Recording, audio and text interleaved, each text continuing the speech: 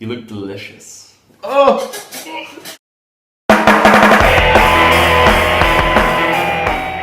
Welcome back to Pointless History, the show where we take the pointless pieces of history that they wouldn't probably bother teaching you in school, and we try our best to make them interesting. And this episode, we're looking at the most interesting and disgusting cannibals from history. The first one that I started with is one of the creepiest ones I think I could find. His name is Hamilton Howard Fish, born in the 18th... Yeah, very good. Strong name. Strong name. Thanks. I really try my best to research these things. So. 1870 he was born. Apparently went to an orphanage in Brooklyn where he was forced to eat feces and drink his own urine. So you can kind of understand where he kind of gets a little bit messed up along the way. He became a male prostitute in 1890 and horribly took quite a liking to very young boys, and he decided to start murdering them, eating them, and he then became known as the Grey Man or the Brooklyn Vampire. He was eventually convicted of 8 of the murders and cannibalism. But he claimed that he actually killed and ate a boy in every single state in America, but they were never able to find out if he did or not. So he is a bad man. That went downhill from the name. The name was good, and then went downhill. Yeah, I feel like already this isn't exactly going to be the most funny. This is a grim episode. I didn't think, yeah. Now to another fantastic name, which I can't pronounce, so here goes. Isaiah Sagwa, possibly. He is in 1981, Sagawa murdered and cannibalized a fellow student in Paris, France, where he was studying. For 2 days, he ate various parts of her body, and then he decided to dump the rest of the body in a lake. However, he was seen doing this and arrested by police. This is where the story started to get a little more weird. His wealthy, I say weird, wrong, should be the word I use. His wealthy father provided a large sum of money to get a good lawyer, and Sagawa was pronounced criminally insane and therefore unfit to stand trial, and he was put in a mental institution. However, whilst in the mental institution, a book was written about his crimes in which he gave interviews, and he became a minor celebrity in Japan. And because of this, he gave an exact account of what he did and how he did it, and it became a very popular book back in Japan. The French didn't really want the publicity, so he was exported back to Japan. However, in Japan, because it was done in a different criminal system, they weren't allowed to use evidence from the original case, and he was able to walk free from hospital. Shocking. He signed himself out of hospital in Japan a few years after moving back, and he now lives there as a free and fairly wealthy man. I was about to say, did he make money off the book? Yeah, he made a lot of money off the book, and he now lives as a minor celebrity in Japan. That's horrible. Nikolai Tostan. I'm really sorry if I didn't pronounce that well. He is in Call of Duty. I'm pretty sure he's in the zombies mode. It's just Nikolai.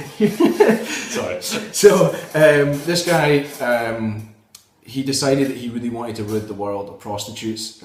He saw himself as some kind of messiah of dealing with people he didn't like.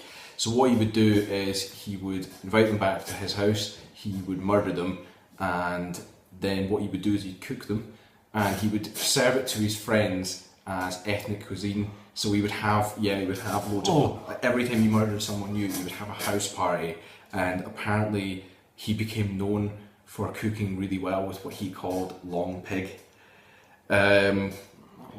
Pretty horrible, gruesome things. The fact that it must be even worse for his friends, the fact that they'd eaten about... there was countless prostitutes they'd eaten, countless people, so these people that he'd murdered. His friends did actually find out. The reason he got caught is one of them sneaked out to the kitchen just to grab someone else during one of the parties and found one of the women's head in the fridge. So, to be honest with you, I don't understand how they didn't realise he was weird before that, because apparently before he was caught he actually replaced 2 of his teeth with metal fangs. I've done that. Yeah, it just seems to be like, they just seem really cool with it. They were just sort of like... It's really cool. Kanye West's done it too. No, he hasn't. He has. Anyway, the guy was given 10 years in rehab and free after that. He was, it must have been a very similar case where he's criminally insane, was given 10 years rehab, and apparently the last statement was he was walked free. Oh. Well, from one charming story on to the next, I go to the Boyd Massacre in northern New Zealand in 1809. This was the case where a Maori tribe slaughtered and ate an entire ship of British soldiers, British merchants, sorry. That's horrible. British merchants and soldiers. They snuck onto the boat dressed as the captain, who they'd already killed. They snuck onto the boat and killed the entire crew and ate them. Apparently it was in retaliation for the whipping of a young Maori chief by the crew of the Boyd. So, justice done fairly there. You know, one whipping, 70 deaths. Oh yeah, that's. It was the single largest killing of British citizens by Maori tribesmen in the whole of history. Between 60 and 70 were killed and eaten on the spot. Oh, it's grim. A few survivors did get away by hiding in the masts, and that was it. That is grim. That is really grim. The final one I've done is a guy who's actually still alive. His name is Jeffrey Dahmer.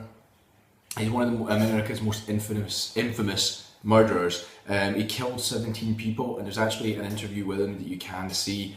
I'm sure we'll put a link in the description or something like that later on. It's pretty chilling because he's so calm, calculated, he understands exactly what he did. So he started off with an obsession with finding out what organs felt like in animals, and he apparently blacked out one night in a hotel room, woke up covered in bruises with a dead man next to him and hadn't realised that he'd battered a man to death. What gets even weirder is he started a crazy obsession. I don't really understand him when he talks about it. Is he wanted the people that he was trying to kill, he didn't enjoy killing them, he wanted them around him the whole time. So he tried really hard to create zombies, or what he calls their zombies. And if it didn't work, which it never did, he would disembowel them and eat them. And he was caught for these 17 murders and was given life imprisonment. Ooh.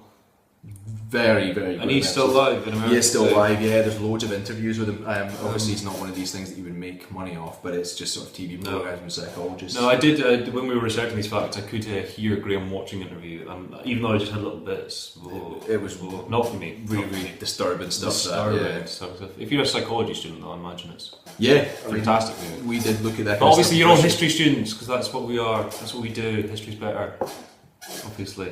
Of course. My next one is the whole of Europe in the 16th and 17th centuries.